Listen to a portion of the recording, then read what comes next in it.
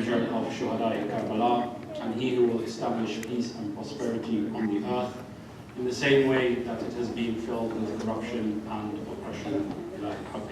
We ask Allah subhanahu wa ta'ala on these nights of remembrance of Shuhada Karbala and nights of Arbaeen, that He may subhanahu wa ta'ala grant us the blessing and the tawfiq to be able to assist Sahib al-Asr wal-Karam in that cause with salawat ala Muhammadin wa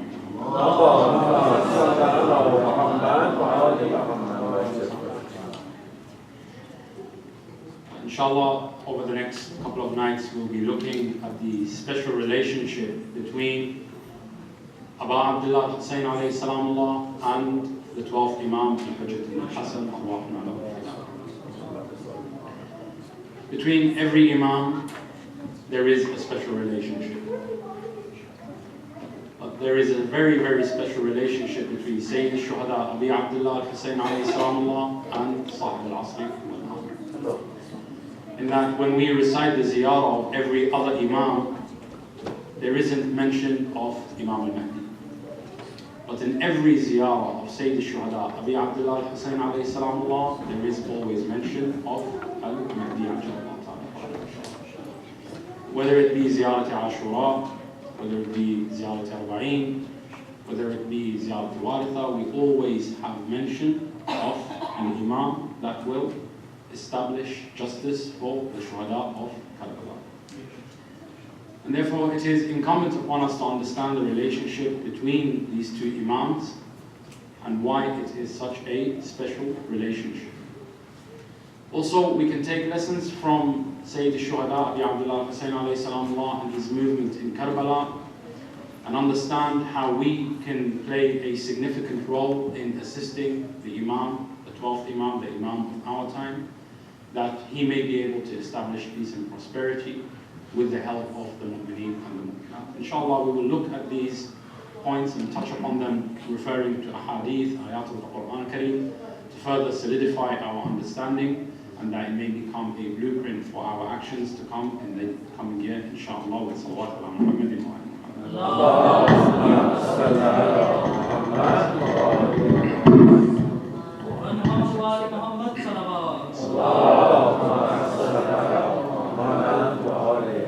The first thing to understand is that in the madhab of the Ahlul Bayt, or rather in the Sharia al-Ilahiyya, there is absolutely no difference between one Imam and the other Imam. Absolutely no difference. They are all from the same nur, they all serve the same purpose, they all work for the same objective. That is because they all work for the same office. No comparison whatsoever between the divine office of Imamah.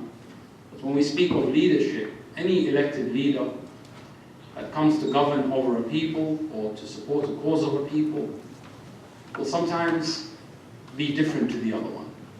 For example, in the elections in the US or the United Kingdom or any other democratic state, we'll find that the country is one, the people are one, but the leadership will be different from Republicans to Democrats to whoever it may be.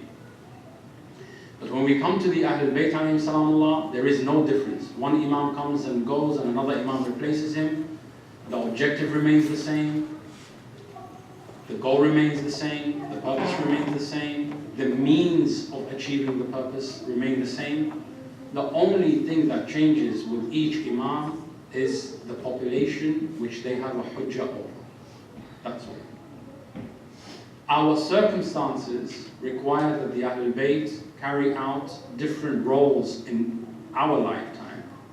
But otherwise, their responsibility, their objective, their agreement is all one. We can better understand this by looking at the Anbiya of Allah subhanahu wa ta'ala.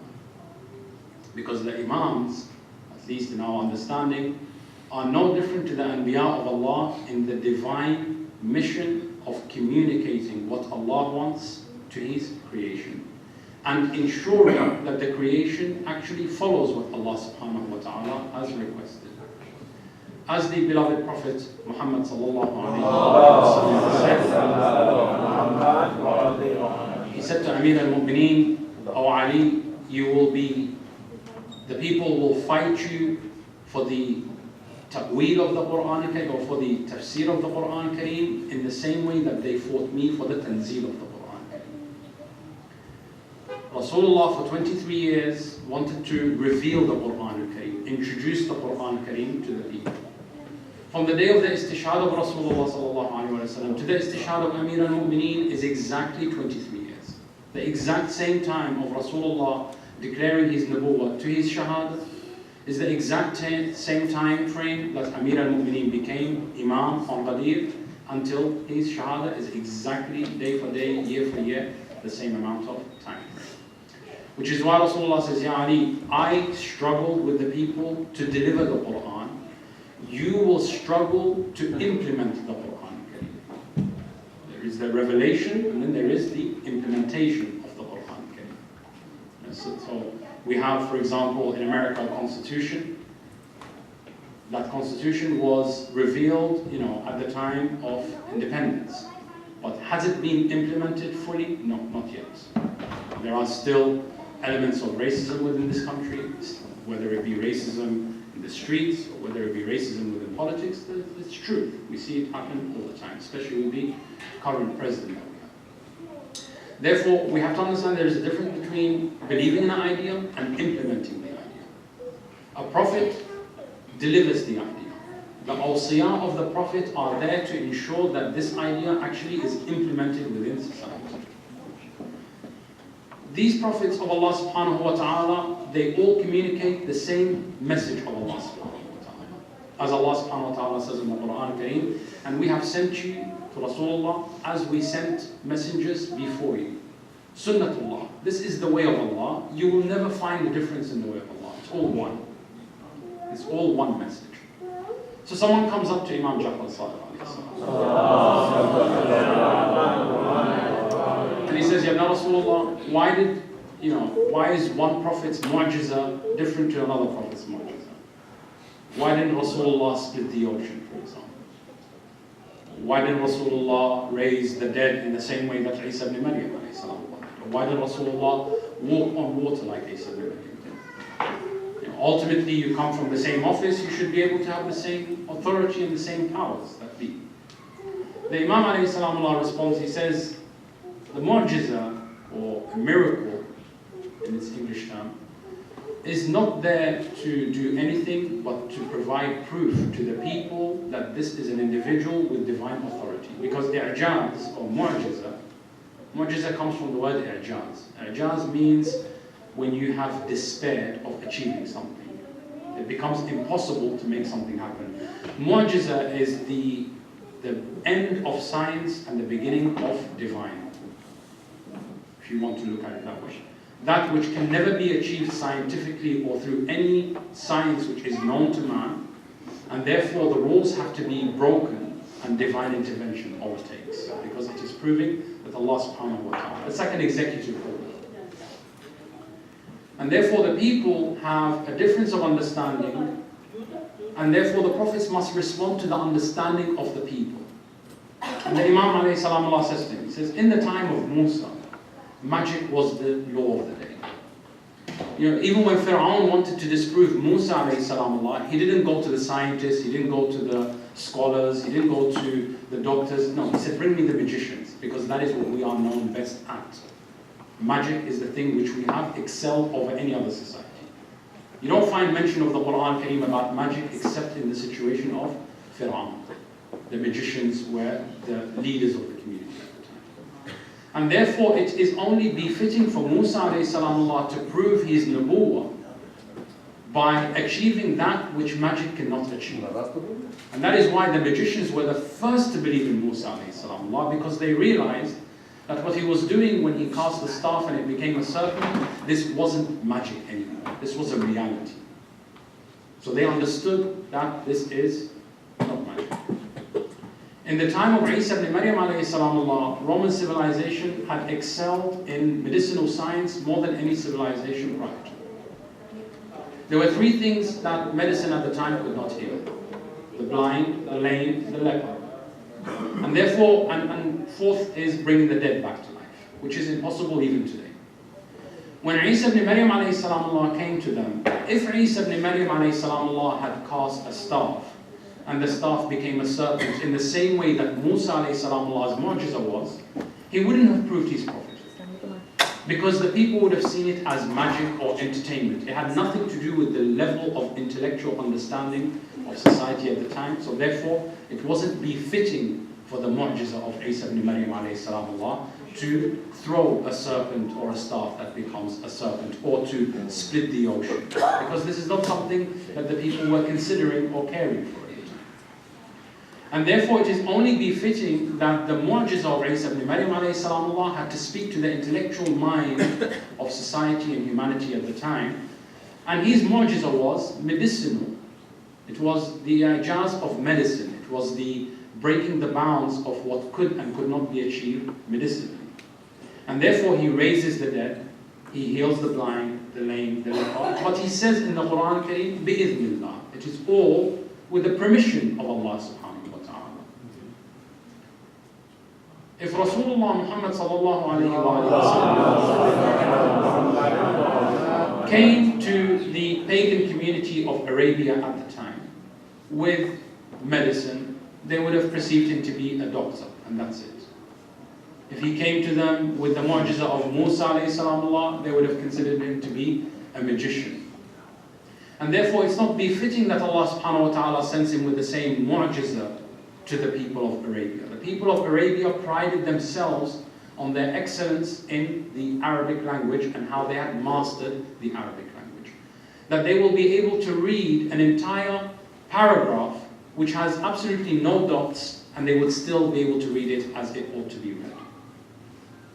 Today we have the letter B, Ba has a dot beneath it, and Ta has 2 dots above it.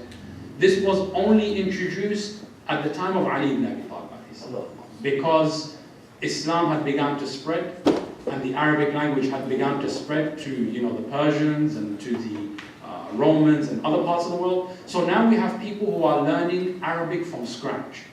And therefore for them to differentiate, because they don't fully understand how the grammar works of the Arabic language, we need to differentiate what is Ba and what is Ta, so we put the dot underneath the B and then the T. Now someone may turn around and say, is that new, or did the Ba always have a B? No, the Ba always had a B. But it's in the same way that today, for example, especially amongst the youth, when we message one another, it's OMG, right? You give that to one of the uncles in the community or one of the aunts, OMG, what is it?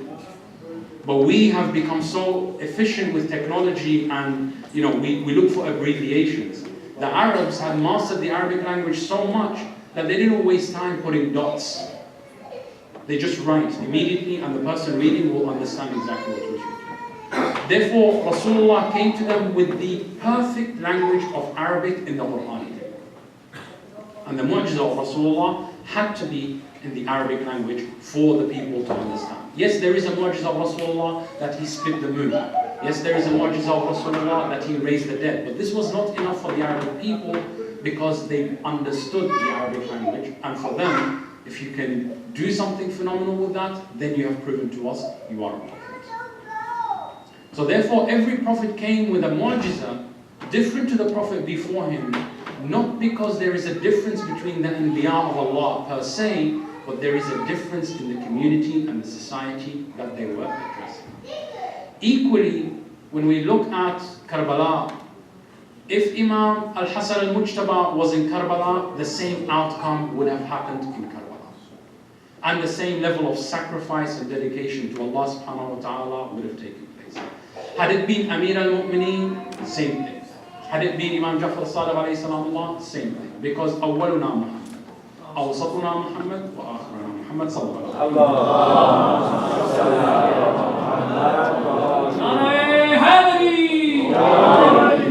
So therefore we have to understand that when we talk about the relationship between Imam al-Hussain alayhi salamullah and Sahib al-Asr wal-Amr, it doesn't mean that there is no relationship between Sahib al-Amr and the other Imams, or there is no relationship between Sayyid al-Shuhada and the other Imams. No.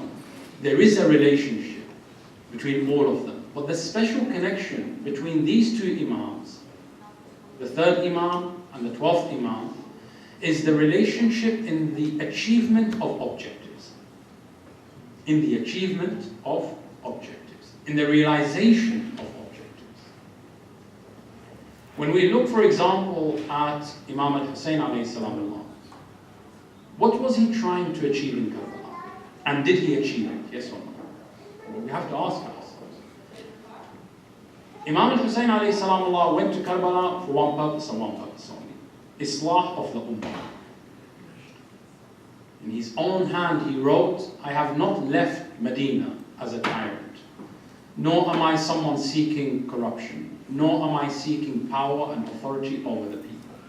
I leave for one purpose and one purpose only, to correct that which has been made wrong in the nation of my grandfather, Rasulullah. He didn't say deen, he didn't say al-islah fi deen, he said al-islah fil ummah. It is the community which Imam Al-Hussain alayhi salam wanted to awaken.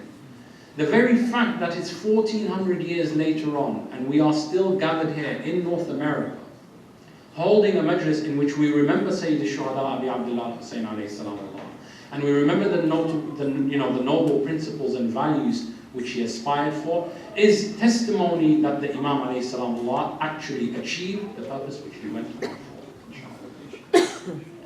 The Imam alayhi salam went for Amr bil Ma'ruf and Nahi anil Munkar, to enjoin good and forbid evil. And alhamdulillah, we can say wholeheartedly that the Imam alayhi salam has achieved this. Has he achieved it in what kind of realization though? Has he achieved Amr bil Ma'ruf and Nahi anil Munkar all over the world? No. The Imam wasn't going to achieve Amr bil Ma'ruf and Nahi anil Munkar for the whole world. He was going for the Ummah of Islam, Ummah Rasulullah. That's it. And he achieved that. Whereas Sahib al-Asr wal-Amr will build on the blocks and the foundations which were laid out by Imam al-Hussain alayhi salam, and he will take this message beyond the Ummah. He will take this message, لِيَمْلَأَ الْأَرْضَ قِسْطًا وَعَدْلًا. He will fill the earth, not just the Muslim community, but the earth itself will be full of equality and justice. Two very notable values which we must acquaint ourselves with as Shia of the Ahlul Bayt alayhi salam. Qist and Adala. The Imam alayhi salam is not here to make everybody a Muslim. That's not the objective of the Imam. Nor is the Imam going to hold a sword over the heads of the people if they don't accept his message. The Imam is going to establish Adala Ilahiyya. We have narrations that tell us, yes, the whole world will be full of peace, prosperity, equality, justice. But then we also have a hadith that there will be people who will kill the Imam. Therefore we know that the world is not going to be all Muslim. But it means that everybody will be treated equally. Everybody will be treated fairly. And this is a reality which naturally we as human beings are moving towards. There are movements that call for justice. There are movements that call against domestic violence. There are movements that call against racism. There are movements that call for equal pay. There are movements that call for, better health system. Humanity naturally desires justice and equality in the age which we are in. And therefore, when the Imam Ajalullah Ta'ala Faraj al-Sharif returns from his Ghaybat al-Kubra, he will return to respond to the needs of the people, and the needs of the people will be Adala Ilahiyya.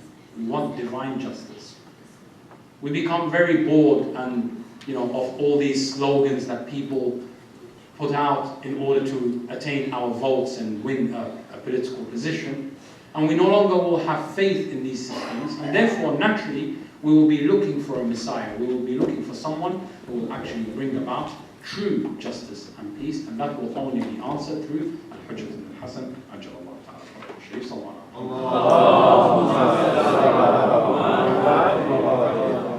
When he was born, Ajalullah Ta'ala Faraj al-Sharif, the narrations tell us that on his holy forehead it was written with Nur, the word of Allah has come to pass. Kalimatullah. Kalimatullah. The word of Allah has come to pass, and surely Allah never breaks his covenant. The narration tells us that the sister of Al-Imam Al-Hasan Al-Askari alayhi salatu wasalam, when she came to give the news to Al-Imam Hassan Askari that a baby boy has been born, the Imam alayhi salam immediately went into sujood, and the narration says that he began to weep loudly. He began to cry in sujood, so much so that beneath him the masalla became damp from his tears. So his sister says, may my life be ransomed for you. Is there something wrong with the child that you weep so heavily? He said, no, these are the tears of joy. For the covenant of Allah has finally come to pass. وَكَانَ وَعْدُ اللَّهِ حَقًّا. And the covenant of Allah is true. The first thing that we have to understand about the 12th Imam is that he is God's promise to humanity. From the very first day of declaring that there will be human beings on earth, Allah subhanahu wa ta'ala spoke about the Hujjah. إِنِّي جَعْلٌ فِي الْأَرْضِ خَلِيفَةً. There has never been, from the day of Adam to the Hujjah, Adam is the only complete Khalifa on earth in the sense of acceptance of the people. To Allah, they are Khalifas always, but the earth accepts them as Khalifas, meaning the inhabitants of earth. Adam alayhi salam is the only one who was fully accepted as Khalifa. Ali ibn Abi Talib alayhi salam, as soon as he took Khilafah, the Muslim community went to war with him. 3 different battles, ending with his assassination whilst he was in Salah. Al-Hasan al-Mushtaba alayhi salam, Khalifatullah fi ardih, Hujjatullah ala ibadih. His own people turned against him in such a way that they stole the prayer mat from beneath his feet whilst he was praying. Sayyid al-Shuhada Abi Abdullah Hussain alayhi salam, we are all well acquainted with the story of Karbala and the tragedy and the atrocities which befell Ahlul Bayt alayhi salam. Hujjatullah fi ardih. But did the people accept him as a Hujjah? 72 companions only. The rest all turned against him. Zainul Abidin wa Sayyid al-Sajidin. Would you treat Khalifatullah fi ardih in the way that he was treated? Shackled and chained? No Imam became an Imam in the same circumstances that Imam Zainul Abidin alayhi salam became an Imam. Ali ibn Abi Talib alayhi salam becomes an Imam with his hand raised by Rasulullah, whereas Imam Sajjad becomes an Imam while Shimr la'natullah alayhi raises the head of his father. Very difficult circumstances which he became an Imam under, yes? Whereas the Hujjah Ajalallah Ta'ala Faraj al-Sharif, when he declares himself, the entire world from east and west will accept him. The entire world will accept him. Yes, there will be those elements who will oppose the Imam, but those elements will oppose him for a short time and then they will leave. Whereas the remainder of the world will accept him. Some people may ask, well, how is he going to govern the world? And some people have written papers saying the Imam will come with technology and nuclear weapons. No, this is not destruction. If Allah wants to destroy the world, kun fayakun. That's the end of the story. Why would Allah wait for us to increase in numbers? In the last 20, 30 years, we went from 3 billion people on earth to almost 7 billion. Why would Allah wait so long for more and more and more people? This doesn't sound like Rahman or Rahim. This sounds like a person with a vendetta. It's not befitting of the sifat of Allah subhanahu wa ta'ala. Lillahi al-asma' al-husna. Al-Hujjah Ajalallah Ta'ala Faraj al-Sharif, when he comes, we have a tradition that says, at the advent of the Imam, Isa ibn Maryam will also come. Jesus, the son of Mary. Now, we have to ask ourselves this question, why is Jesus the son of Mary coming back? Why not Musa? Musa is mentioned in the Quran Kareem more than any other prophet. Isa is only mentioned 23 times in the Quran Kareem. Why not Musa alayhi salam? Why not Nuh? Why not Adam? Why not Muhammad sallallahu alayhi wa sallam? Why is it specifically Isa ibn Maryam? Again, somebody asked this question to Imam Ja'far as-Sadiq alayhi salam, and the Imam alayhi salam said to him, and we have to understand the context at the time that the Imam is speaking. The Imam is speaking in a time where Islam was living what is known as the golden years. Meaning from China all the way to Europe, the entire world was Muslim. Or at least it was under the control of Islam. Wherever you went in the world, Muslims were available. So for the Imam to say the following, it would have been a real shocker to the community. The Imam said, at the advent of the Hujjah, the world, the leadership in the world, the advanced technology in the world, the military might in the world will be controlled by Christians, not Muslims. And we see today that even though in the Muslim world we have natural resources and we have billions upon billions of dollars, we have yet to produce one university that can compete with the Western universities. Yes. Why would we leave our own home countries to come here to study and go back if there are universities there? So the Muslim world is not doing much today, really. And that's because of our leadership, corrupt leadership. Ali ibn Abi Talib alayhi salamullah, when he went to Khaybar, he came back victorious, yes? 2 people went before him. The same Muslim community, Rasulullah didn't have a reserve of a Muslim army. It's the same Muslim people. They went, they came back defeated. The same Muslim people went under a different leadership, came back defeated. Rasulullah wasn't changing the community, he was changing leadership. He says, tomorrow I will give the banner of leadership to a person who will not retreat in the battle. يحب الله ورسوله. He loves Allah and the Prophet. And Allah and the Prophet love him back. Umar ibn Khattab mentioned this. He says, nobody went to sleep that night. Because everybody was praying to Allah that they become that person. Because Rasulullah testified that Allah loves that person. Ali ibn Abi Talib goes out, returns victorious. Meaning that leadership really determines in which direction a community goes. And when we look at the Arabic world, there is no leadership. A handful. And again, we're not bragging or anything, but they are following of Abu Abdullah Hussain alayhi salam. They follow, as Ayatollah Khomeini Qudus as-Sirr said, he said, our days are 2. Our days are 2. If they threaten us with sanctions, we are the children of the month of Ramadan. We fast, it's not an issue. And if they threaten us with war, we are the children of Karbala. It doesn't matter. It's 2 days we have. Either we are the children of the month of Ramadan, or we are the children of Karbala. This is a person who is leading a revolution that is taking down the Shah of Iran. The Shah of Iran, for those youngsters who don't know, the Shah of Iran was called the police of the Middle East. Saddam would answer to him. Do you think Saddam was bad? The Shah of Iran was called the police of the Middle East. America, Britain, Russia would go to him whenever they wanted anything in the Middle East to be done, they would go to him.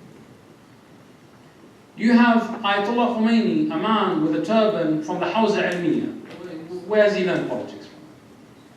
He learned it from Karbala. He learned it from Abu Abdullah Hussain alayhi salam. He learned from the eloquence of Zainab al-Kubra alayhi salam. So leadership is very, very important here to understand.